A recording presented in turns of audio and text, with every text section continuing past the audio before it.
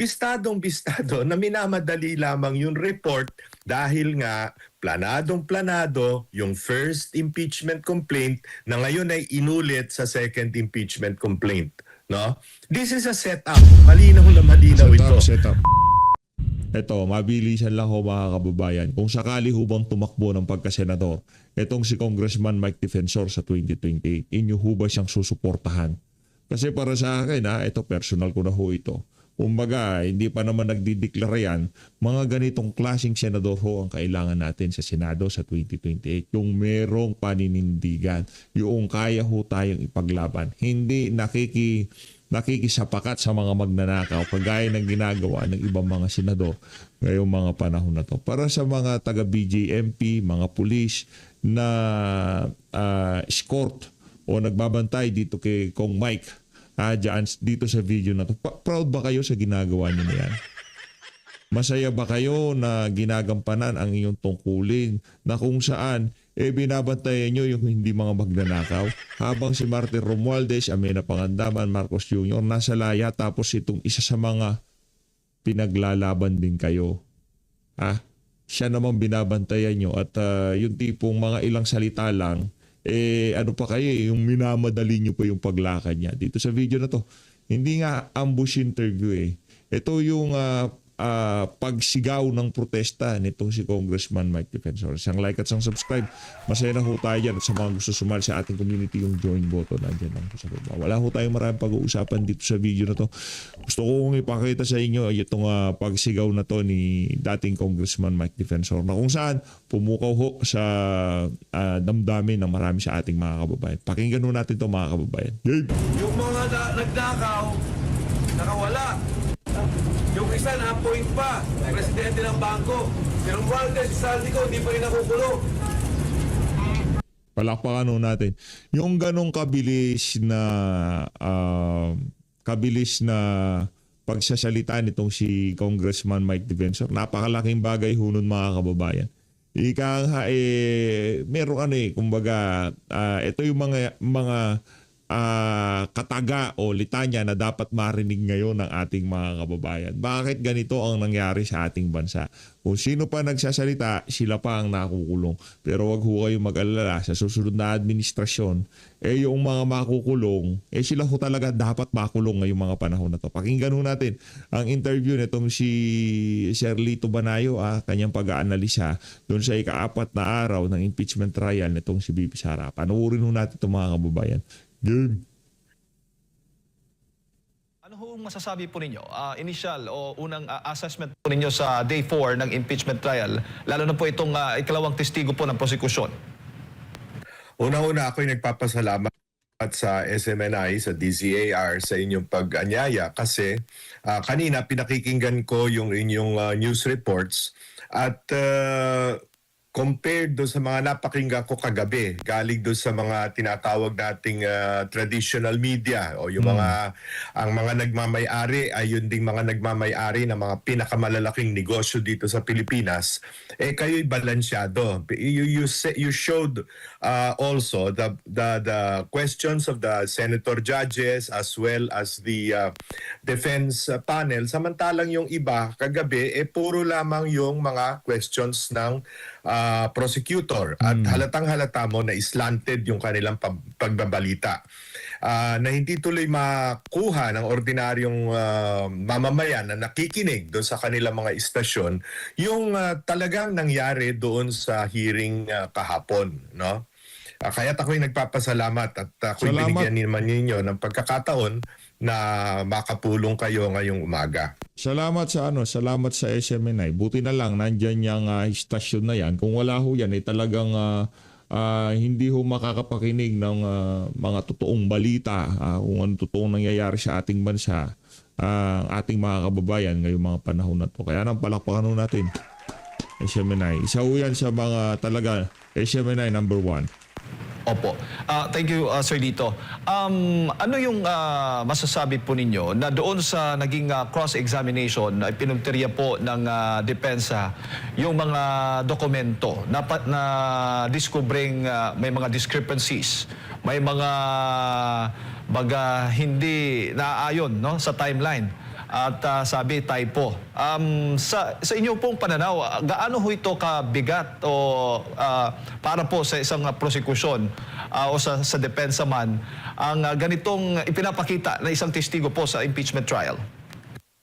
Kung ang mga itong sila Lotok at sila ano pangalan no isa Kalilong Yes, no? O yung kanilang grupo ay nagkataong ang boss nila ay si dating PNP Director General PNP Chief Ping Lacson, tatawaging Islapi yung kanilang report. Ganyan din ang ginagamit na description, hindi lang ng mga pulis kundi pati ng militar, no? Islapi, ibig sabihin basura yung kanilang investigasyon. In such a high-profile case, hindi naman ito, miski na ordinaryong tao halimbawa ang iyong iniimbestigahan, dapat tama lahat ng iyong sinusulat. Ini-inspection mo ang bawat linya ng iyong report at iyong affidavit. Ito, Vice Presidente ng Pilipinas at pangalawa, napaka-high profile nitong case. Buong Pilipinas alam itong kasong ito. Pagkatapos ang dami mong pagkakamali. Unang-una na lamang, natatandaan nyo kahapon, nirush nila yung kanilang investigation report pagkatapos hindi niya matandaan kung ano ang nangyari noong February 5, 2025. Lahat tayo alam natin kung ano yung nangyari noong February 5, 2025. Correct. Siya na NBI, siguro Director 3 ito, Director 4 ang rango. Abogado pa. Mataas na yan. Susunod Abogado yan, pa. ASEC na. Hindi niya matandaan, hindi niya raw alam kung ano nangyari noong February 5. I mean, sino niloko nito? Kaya nga, no, pambihira talaga itong si Lotok. Tapos gusto ho niya paniwalaan natin siya. Tapos gusto niya credible lahat na sinasabi niya. 'Di ba? Yung tipong naniniwala ako merong merong linabag si VP Sara. Doon sa kanyang pagbanggit na ganito, ganyan. 'Di ba? Ganun yung pagkalatag niya eh. Pambihirang No, Lotok halatang na to. halata mo, hindi nga makatingin ng diretso sa camera, hindi nyo napansin, no?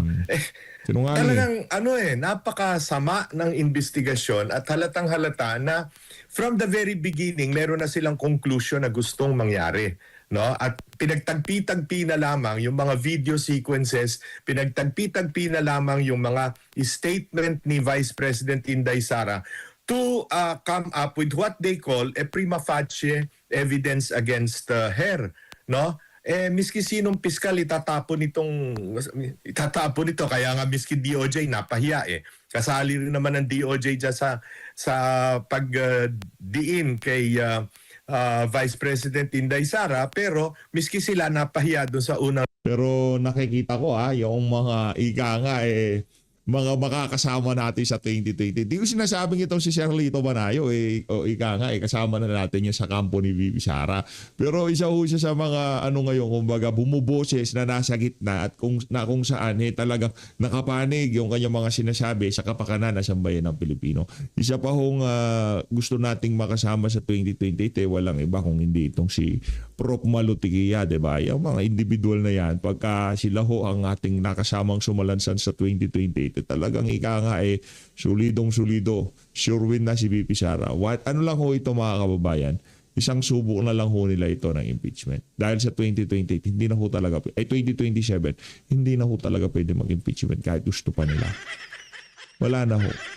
Ang report kaya ibinalik at humihingi ng additional evidence. Opo. At bukod pa dyan, Sir Dito, madagdag ko lang din, yung pag-amin po ng, ni Attorney Lotok na gumagamit po sila ng templated na mga affidavits o template affidavits na may magkakahawig po, no? Na maling spelling, na-discover po yan. Tulad po nung yung mama na sinasabi po doon sa affidavits para po sa iba't ibang agents.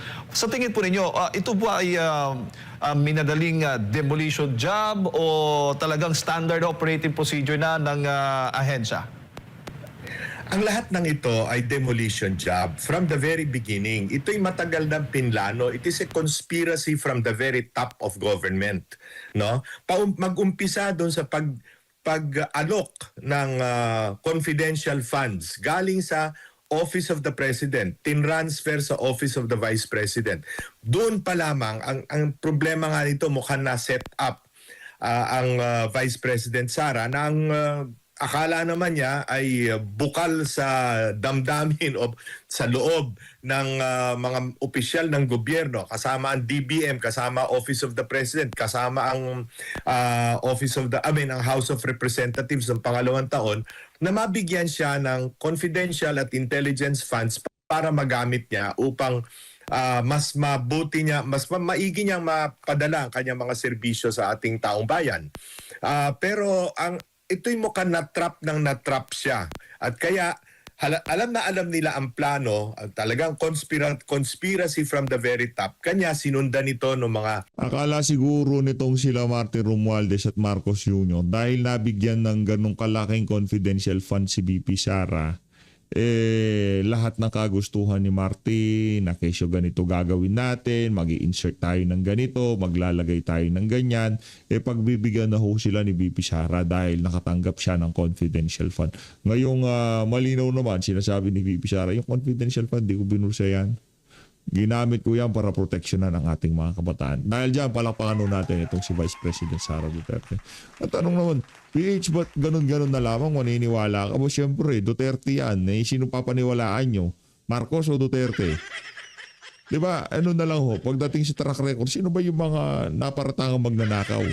Ngayon, itong mga naparatangang magnanakaw, meron track record ng pagnanakaw. Inaakusahan nila na magnanakaw si BP Sara. Sino papaniwalaan nyo? Yung walang track record na magnanakaw o inaakusahan na magnanakaw itong si BP Sara nung napatunayang magnanakaw na si Marcos Sr. na anak niya si Marcos Jr. Ganun lang ho kasimplihan mga kababayan. Ika nga, huwag na natin pahirapan. Set up ho itong si BP Sara. Quadcom, nung public accountability hearings, na nakita rin naman natin na napaka one-sided. Dumating dun sa talagang iniipit ang Office of the Vice President at ang DepEd, to the point na ikaw man ang nasa lugar ni Vice President Inday Sara, halatang halata mo na persecution ito. This is an inquisition. Parang nung panahon ng Kastila, nung panahon ng mga hari at reyna sa Spain na ini-inquisition ng mga Hudyo, ini-inquisition ng mga hindi naniniwala sa simbahang Katoliko, no? Ganun na sistema eh. Kaya talagang nirarush pa nila yung investigation. Isipin mo, November 23 ng madaling araw nang magsalita si Vice President Inday Sara, yung bugso ng damdamin niya, yung galit niya dahil sa nais na ilipat ang kanyang Chief of Staff na babae pa man din mula sa House Detention Center to the Women's Correctional sa gitna ng gabi, no? O sa madaling araw. So talagang sinadyaan lahat ng ito, no, para mapikon, magalit, no, si Vice President Inday Sara at magkaroon sila ng dahilan para i-trigger yung first impeachment complaint na ginawa February 5. So minadali yan from November 23, 24 all the way to the Christmas vacations, all the way to January 30, yung first affidavit or IDF. Opo. At nanindigan pa itong si Attorney Lotok na may real and actual threat nga daw. Umano, itong banta ni VP Sara, gamit daw yung 4 na batayan, yung kanyang manner, yung kanyang literal meaning, yung toxic relationship at yung nature ng kanyang instruction, Sir Lito. Pero dapat ba sa mata ng publiko, dapat bang paniwalaan ang mga ganitong mga sinasabi ng testigo kung kulang o baga may error, may typo error, mali-mali yung mga petsa at hindi pa masyadong hindi may personal na hindi pa nga alam niya kung ano yung talagang kumpletong detalye ng ginagawang investigasyon doon sa ibang mga media. Sa inyo pong pananaw, Sir Lito, ano yung masasabi po ninyo? Masyadong imaginative, no, at speculative yung kanyang mga conclusions, no. Matatandaan natin na nagtanong mismo si Senate President Sherwin Gatchalian at maging si Senator Alan Cayetano na binanggit niya doon sa kanyang report yung statements ng AFP, ng PNP, ng National Security Council, pero hindi man lang niya in-interview ang mga opisyal nito. Hindi man lang niya tinanong anong ang findings or hindi man lang siya humingi ng tulong dito sa mga to. Meron diyang CIDG, meron diyang ISAP, meron diyang National Security Council na merong malawak ang kaalaman tungkol sa intelligence.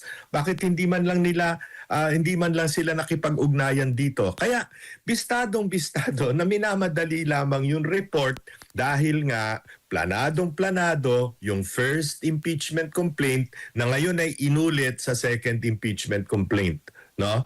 This is a setup. Malinaw na malinaw ito, Setup. no? Opo.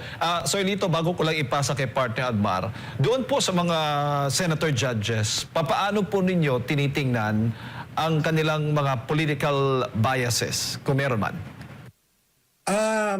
Well, hindi ko nababanggitin kung sino kasi lahat naman tayo siguro Yes. nakapakinig. Siguro may mga isa o dalawa na malinaw na may script na binabasa at mukhang nagte-text yung prosecution panel o yung mga congressmen dun sa kanilang mga kakamping senador. Pero makikita rin natin na basically open ang mind ng karamihan, no, doon sa mga nagtatanong na senator judges, no. Kaya nakapunto sila ng mga magagandang aspeto kung saan nabutasan itong testimonya nitong si Regional Director Lotok, no. Lotok. Na nalaman ko lamang kasi nung Sabado, nagkataong ako'y naimbita sa 60th wedding anniversary ni dating Mayor Lito Atienza at ang nakaupo ko sa lamesa ay puro mga pare, no? Mga pare ng simbahang Katoliko kasama si Bishop Bacani at doon ko lang nalaman na ito palang prosecutor yung lead prosecutor dito sa article na ito, si Attorney Ligutan, ay classmate ni Jude Asidre ng Tingog Party List, no, na bata ni Speaker Romualdez.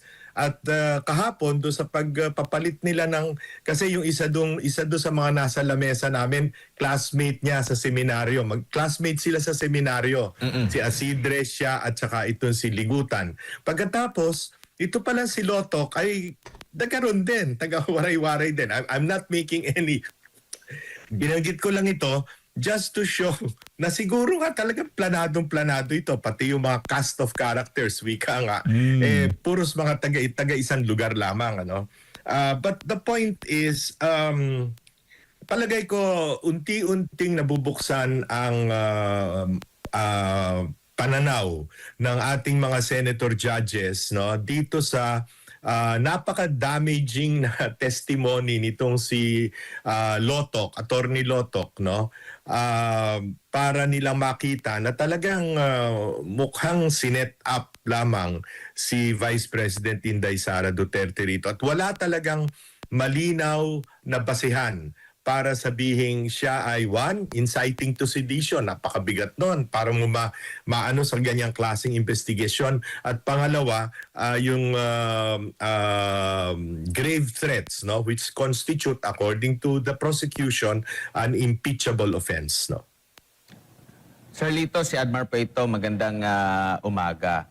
Magandang Mapapansin umaga po sa iyo, natin, every panahon ng kampanya, during sa pagsasalita ng mga politiko, hindi rin may iwasan itong mga ganitong mga banta-banta na alam niyo na, pagkalaban sa mga politika, pang-bluff, lalo na pag may narinig ka na banta, iba-bluff mo rin siya. Kasi meron din akong nababasang mga komento po na kung sadyang gustong i-assassinate ng pangalawang Pangulo, ang kanyang target, bakit niya ito isa sa publiko? Sir Lito. Tama ka dyan, Admar. At maski na ordinaryong na tao sa karsada, palagay ko, maniniwala dyan sa iyong puntong sinabi na yan. No? Kung talaga meron kang plano, bakit mo i-advertise? Bakit mo sasabihin antimano kung ano yung plano mo? Para bang yung ginawa nitong si dating nung first day ba yon o second day yata ng trial na si Attorney Lorna Capunan na sinabing balak daw nilang kuning hostile witness si Vice President Inday Sara. Kung may balak kang ganun, wag mo sabihin, imbitahin mo na lang, humingi ka na lang ng subpoena ad testificandum. No? Kaya yun ang problema sa mga tao na nauuna ang daldal kesa sa pag-iisip na malalim na pag-iisip at pagsusuri. No? Talagang kung basta inaaksaya ng mga ito ang panahon ng buong sambayanan na dapat ay nakatuon sa mga pang-araw-araw na problema natin. This is all toxic political noise, no? At paalala ko lamang sa ating tagapakinig na matatandaan niyo siguro na si Bongbong Marcos, mismong presidente, nagsabi noon na this impeachment will not do any good for a single Filipino. Di ba meron siyang sinabing ganon noon na ayaw niya raw, kesyo hindi niya raw gusto itong impeachment. Samantalang ngayon, malinaw na malinaw, nagsisinungaling silang lahat. Nahilig kasi magpa-epal tong si Marcos Jr. Yung trabaho na lang tayo, ayoko yan. Gustong-gusto naman. Opo, at batay nga dito sa impeachment law natin, no, sa 1987 Constitution, yung accountability of public officers, sinasabi nga dito na ang pwedeng kaharapin, ma-i-impeach ang isang impeachable official kung meron siyang culpable violation of the Constitution, treason, bribery, graft and corruption, other crimes, or betrayal of public trust. Parang hindi ata na isaklaw itong Article 4 na ito sa high crimes, kundi ako nagkakamali ha, kundi doon sa betrayal of public trust ata. At marami akong nakakapanayam din ng mga abogado na kung simpleng ganyan lang, dapat nalahad na lang dito sa 1987 Constitution na pati na lang yung mga common crimes. Kasi specific naman dito yung yung mga talagang dapat ma-convict siya or meron siyang kasalanang nagawa. Wala naman po yung mga halimbawa, yung sinasabi rin nilang grave threat. At sabi nga ng depensa, sampahan na lang siya ng kaso sa RTC or MTC kung sino bang nakakasaklaw nito. And to take note, mahigit 1 taon na naisubmit yung kanilang resulta ng kanilang investigasyon sa DOJ at hindi pa ito umusad sa korte, Sir Lito. Tama ka dyan, Admar. Bakit binaliwala hanggang ngayon ng DOJ yung investigation report at affidavits nitong NBI? No? Wala pa sila isinasampa unless this is all part of a plan na talagang impeachment ang gagamitin. Hindi yung papanagutin si Vice President Inday Sara for grave threats, kundi gamitin ito, i-elevate ito sa impeachment trial dahil ang kanilang gusto lamang mangyari ay ma-disqualify siya na tumakbo sa 2028 presidential elections. Dahil sa malakas ang kanyang mga popularity, hanggang ngayon mataas ang kanyang popularity numbers, samantalang pabagsak ng pabagsak ang popularity at approval at trust rating ni Pangulong BBM. So talagang ang intensyon lamang ay mawala siya sa eksena, no? In the same way na inalis nila rito si Pangulong Rodrigo Duterte at itinapon doon sa ICC na labag sa sarili nating batas maging sa mga patakaran ng ICC, no? So all of this is political. Yun ang nakakainis dito sa mga nangyayari sa ating bansa, Admar, no? Isinasakripisyo ang kalagayan ng ekonomiya, ang kalagayan ng bawat isang mamamayan para lamang sa politika, para lamang manatili sila sa kapangyarihan at manatili rin sila sa pagnanakaw sa kabangbayan. Opo, dito naman po sa pagbabatay, kung pagbabatayan po natin yung mga sinasabi ng mga witness, yung mga nasa prosekusyon, lalo na yung mga aligasyon or mga pumupuna dito sa pangalawang Pangulo, may isasantabi ba natin na wala talagang kamay ang ehekutibo, lalo na ang Pangulo, sa mga kasong kinakaharap ng pangalawang Pangulo? Na parang ginagawa naman nila tayo mga tanga para mangyari ito. Unang-una, dun sa unang impeachment trial, sino unang-unang pumirma? Anak ng Pangulo. Sino huling-huling pumirma? First cousin ng Pangulo. Noon ay speaker pa. Pagkatapos dito sa pangalawang impeachment trial, kitang-kita naman natin dun sa ginawa parang mini trial nitong si attorney Congresswoman Jervy Luistro. Kitang-kita naman natin kung paano pinatakbo yung investigasyon, no, yung preliminary investigation, so-called, doon sa Committee on Justice. Na ngayon ay mas marami ang pumirma, 257 ba o something like that, no? 257 na batay sa mga sinasabi ng kapwa congressmen nila, katulad ni Congressman Egay Erice, ay mukhang may pabuya para ka pumirma, no? At yun na nga, na-discover na natin yung flood control projects, no, noong 2023, 2024 and 2025 budgets. Siguro ngayon farm to market roads naman ang paggagalingan ng kanilang mga pabuya, no? This has become so much of a criminal conspiracy against the interests of the Filipino people. Opo, agad po na depensa ng administrasyon ay walang halong politika ito, lalo na yung mga sumusuporta kay Vice President Sara Duterte, nagiging kritiko ng administrasyon na maraming kinakaharap na kaso, nakakulong na ngayon, meron pang bantang ikukulong yung iba, pero sasabihin ng administrasyon, lalo na Malacanang, na walang halong politika ito. Paano maging kapanipaniwala ang ganitong pahayag po, Sir Lito, sa mga pangyayari po ngayon para paniwalaan natin sila na walang halong politika at nagkataon lamang ang lahat? Unang-una, nakita natin kung paano si presiding officer, Senator Chis Escudero, ay sinabihan, inakusahan na hindi lamang doon sa nitong si Yusek Romy Bernardo na ngayon ay state witness, no? At na-implicate din doon sa mga sinabi ng mga Marines, ex-Marines, ex-sundalo tungkol sa mga delivery ng maleta, no? Na tinakot ng tinakot at nung bumigay, ngayon ginawa pang presiding officer. So meron ka ng presiding officer na bagamat so far, dahil matalino naman yan, bigay na natin sa kanya yon kay Senator Chis Escudero at magaling na mga abogado yan. Pero at the end of the day, hindi mo matatanggal yung duda o yung agam-agam na kasi merong sword of Damocles over his head. Ganun din si Senator Joel Villanueva. Sabi ng ombudsman, sa loob ng 2 linggo, magsasampa na kami ng kaso. O 2 buwan na po ang dumaan sa ombudsman Boying Remulla. 2 buwan na po.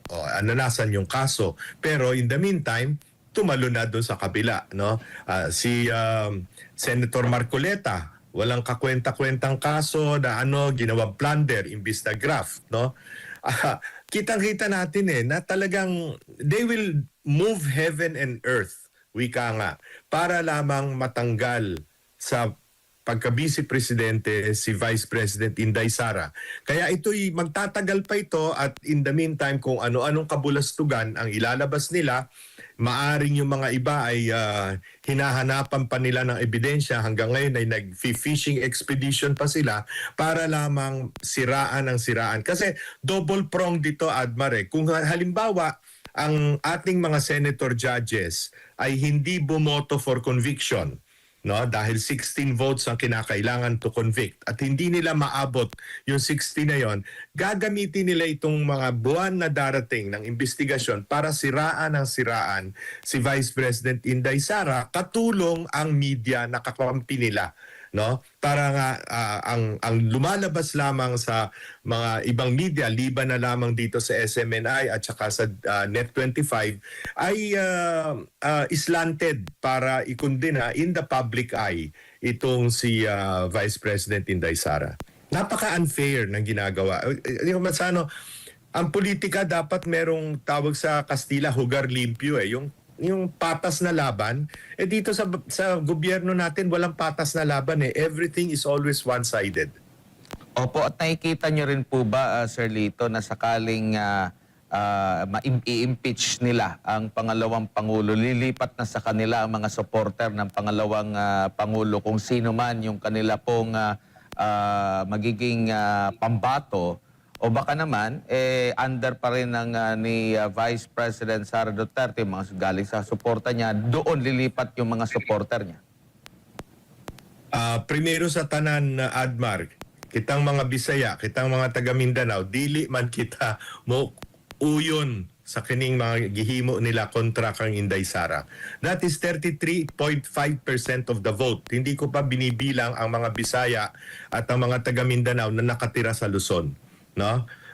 Yun hindi matitinag yon sapagkat nakita nila, no, kung paano inapi ang kaya na sabihin na natin kapwa nila Bisaya at kapwa nila taga Mindanao na si Inday Sara, at maging ang siguro hindi ako nagkakamaling sabihin na ang Pangulo na pinakamahal ng taong bayan, hindi lamang ng Bisaya at Mindanao, kundi pati ng mga taga Luzon at taga NCR, na kanilang sinuko, itinapon, ikinidnap at pinadala doon sa Den Hague. Hindi kayang makalimutan ng taong bayan ang ganyang kalalang kasamaan. Opo, dito naman po sa nakatakdang SONA ng Presidente, ano po kaya sa tingin ninyo, sa assessment po ninyo sa nakalipas na isang taon, na ang kanya pong ipagmamalaki? Well, balita ko unang-una, inumpisahan niya itong rigodon o pagtanggal ng ilang mga opisyal sa kanyang kabinete, na bagamat sangkot sa mga kung ano-anong akusasyon ng katiwalian ay hindi tinatanggal kundi pinagre-resign dahil may sakit o kaya nire-recycle, no? From one position to another position. Sasabihin niyang paglilinis ng pamahalaan yan, good governance kuno, no? Pangalawa, siguro, at ito'y mga bali-balita na nasasagap natin, meron daw mga ilang congressman na sasampahan ng kaso ng patungkol dito sa flood control scandal, para naman hindi kahiya-hiya na ibalik sa kanya yung kanyang mga katagang mahiya naman kayo na binitiwan niya noong nakaraang SONA. So, but all of this is optics. Lahat ito ay kunwari lamang. Isipin mo nga, yung secretary ng DPWH gagawing state witness. Saan ka nakakita? Yung taong pumirma ng kontrata, yung nagpabid ng kontrata, yung nagbayad sa mga kontraktor, gagawin mo state witness. Lokohan lahat ito, Admare. Kaya nga, kung basta natatawa na lamang tayo kuminsan sa kanilang ginagawa. Pero halatang halata eh, no? Opo. Ewan ko kung ano sasabihin niya sa susunod niya SONA at ano'y pagmamalaki niya. Wala namang, ayan, dito pa lang sa Quezon City, sa Manila, nagbaha-baha na naman. Sa Bulacan, bumalik ang baha. Sa Pampanga, nagkaroon ng landslide sa Davao Occidental, sa Panay, kung saan-saan. Nasaan yung mga proyektong pinagmamalaki nilang 5,500 flood control projects? Opo, meron pong inilabas ang SWS na survey na mula -15, naging -7 ang net satisfaction rating. Pero negative pa rin po. Mas marami pa rin po yung hindi satisfied sa pamumuno kumpara doon sa satisfied. Anong basa niyo po rito, Sir Lito? Alam mo, Admar, dapat malaman ng taong bayan na yung pagsasurvey, hindi ibig sabihin na gumawa ka ng let's say 1,200 or 1,800 respondents nationwide ay lahat ng probinsya o lahat ng rehiyon ay nasa survey. So for instance, pag sinabi mong Kabisayaan, sa unang survey pwedeng doon ka mag-survey sa Cebu City, halimbawa sa Tacloban, no? Sa susunod na survey para yan Tambiolo, inililipat, mapupunta naman sa Iloilo, sa Bacolod, ganyan yan eh, no? At kung kakargahan mo yung halimbawa yung Ilocos, dadagdagan mo ang isa-survey mo doon, hindi naman nalalaman ng taong bayan kung paano talaga yung mechanics ng pagsasurvey. Kaya kung matatandaan mo noong 2025, lahat sila, Pulse Asia, SWS, WR numero, ano pa ba yun? Kung sino-sino pa, Tanghere. Lahat sila, ibang-iba ang kanilang naging prediction ng survey compared sa naging resulta. Ang tumama lamang si Malutikia, yung kanyang publicus. Di ba? Na sinabi niya kung sino ang mananalo at sino matatalo doon sa senatorial survey. Siya lamang ang tumama. Hindi ko pinagbibintangan ng bias ang mga yan. Ang sinasabi ko lamang, hindi mo kayang kunin ang pulso ng buong bansa, no? You can only estimate, you can only approximate. Kaya kung sinasabing minus 7 na ngayon, dati minus 25 ba o minus 15, ngayon minus 7, maaring yan ay dahil napunta halimbawa ang Visayas sa Tacloban, sa Waray-Waray.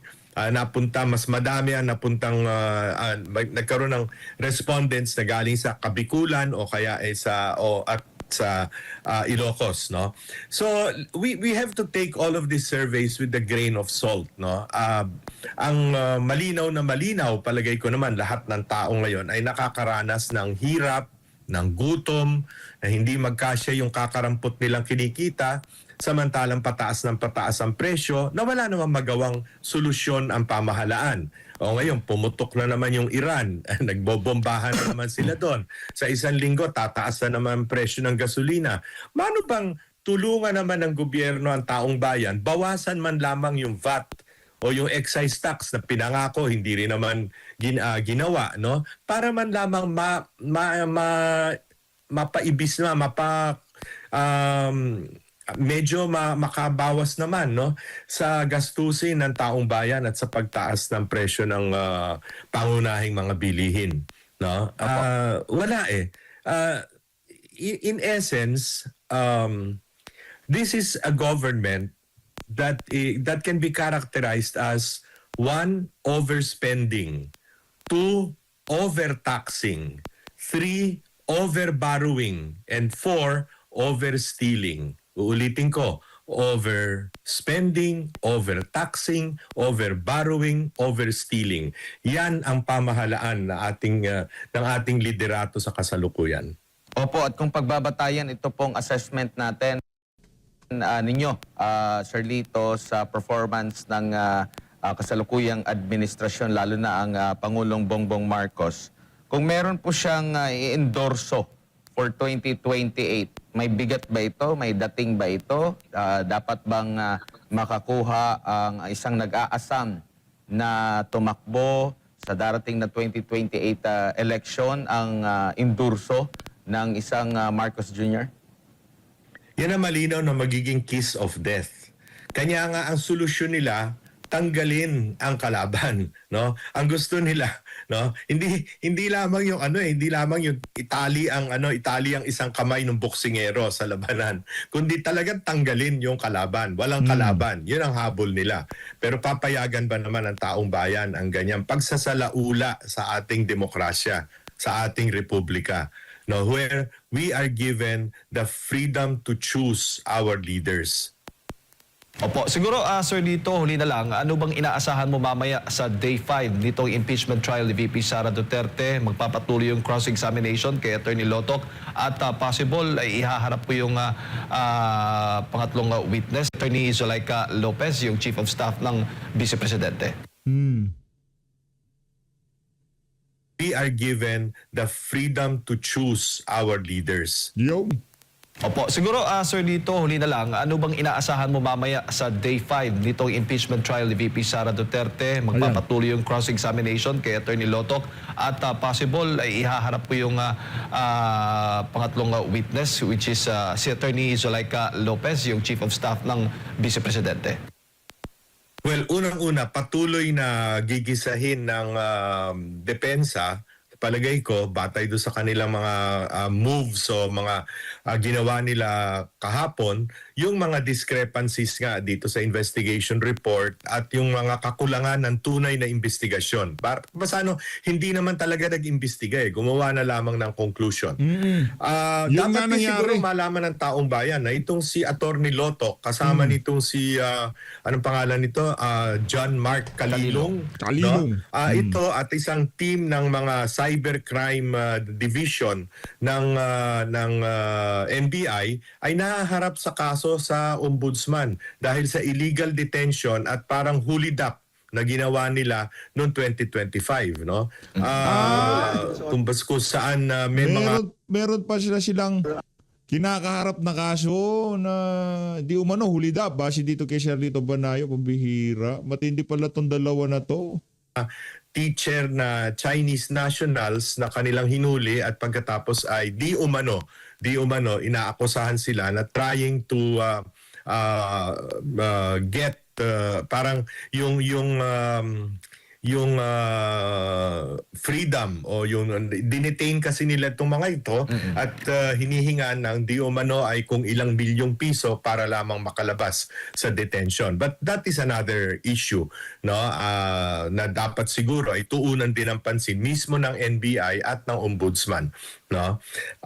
Pero dito kay Zulaika Lopez, hostile witness ang hindi defense ang humingi na ito'y maging testigo. Ang humingi ay ang prosecution na palagay ko gagawin nila ang lahat para i-pin down si Zulaika Lopez para makakuha sila ng again to create the impression na talagang seryoso yung di umano ay threat ni Vice President Inday Sara at pero ako naman ay kumpiyansa na kayang-kaya ng depensa na again sa cross-examination kay Zulaika Lopez ay lumabas ang katotohanan na ginipit ng todo-todo itong si Zulaika Lopez na siyang ikinagalit na rin ng ating Vice President. Opo, at lumilinaw na rin po yung mga pahayag doon, no, ng Vice Presidente na sila'y magsasalita sa right venue. Ito na ho ba yung nakikita natin? Kasi noon, kung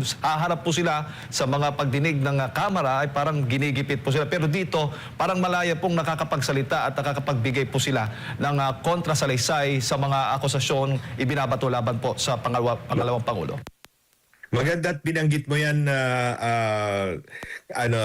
Jay, no? Kasi kahagabi mga tatlo yata o dalawang newscast yung aking papalit-palit ako. Ang tumbok lagi ika-4 na araw ng Senate trial pero hanggang ngayon hindi sumisipot si Vice President Inday Sara Duterte. Alam naman nilang hindi kailangang sumipot, hindi kailangang pumunta at represented nga ng defense. Pero yung kagad ang paunang salita nila, hindi na naman sumipot, no? In the same way na bakit ka naman sisipot dun sa Committee on Injustice na pinangungunahan nito si Jervil Luistro, no? Na alam mo namang unang-una hindi mo madidepensahan ang sarili mo doon, hindi ka makapagsasalita, miski mga abogado mo hindi makakapag-cross-examine ng mga testigo nila, no? Na puro naman kapalpakan ang ginawa, yung si Ramil Madriaga na ewan ko sa nilang dinampot yung halatang-halata, bistadong-bistado, maski sino ang nanonood na nagsisinungaling ng katakot-takot, no? So, sa tamang panahon, siguro, depende sa pag-estima ng defense, kung kinakailangan nilang iharap si Vice President Inday Sara, siguro haharap. Pero, malinaw na malinaw sa rules of the Senate trial na walang compulsion na pumunta doon o tumistigo o miski magpakita man lamang si Vice President Inday Sara. Opo. Siguro huli na lang, Sir Lito, ano ba dapat tingnan ng publiko? Sabi mo kanina, yung ibang media, iba-iba po yung pinapalabas.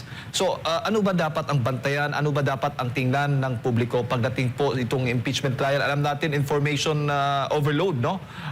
Pero bilang gabay sa ating mga kababayan, paano po nila dapat tingnan itong impeachment trial ng pangalawang Pangulo?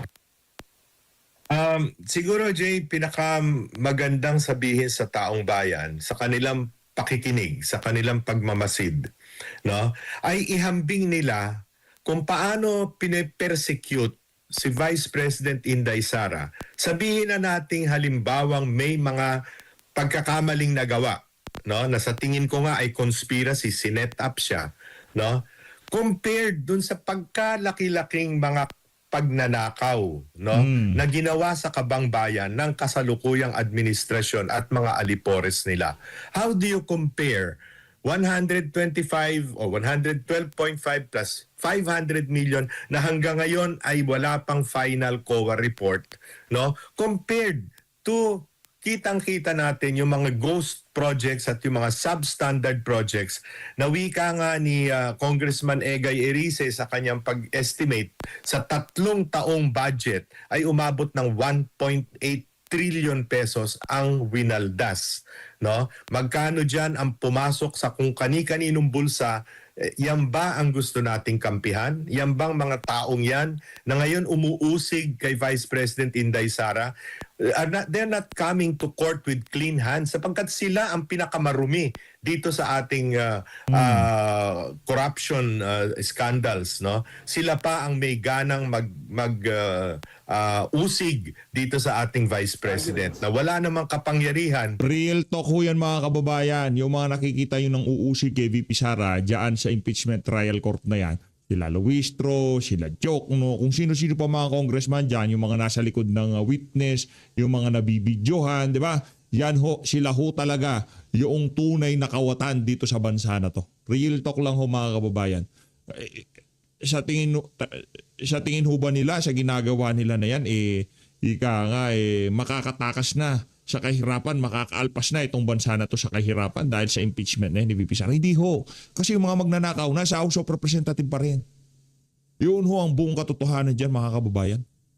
Nagaano sapagkat siya ay spare tire lamang, no? So malinaw na malinaw. Talagang ang gusto lamang nila ay mawala siya sa eksena para sa 2028 happy days are here again para sa mga kawatan, para sa mga mandarambong sa ating Bong. bansa. All right. Sir Lito, Saludo kay Sir Lito Banayo. Palakpakan natin. Well said. Ayun na nga mga kababayan. Maraming salamat sa pag-support sa PH Update. Salamat Sir Lito Banayo. Malinaw natin ang Pilipinas. Yung tipong meron pa silang mukha na nahihaharap dyan sa impeachment trial court. Gayong, yung mga nasa likod ng impeachment na to, sila ho talaga ang tunay na magnanakaw. Pambihira. Nakakalungkot.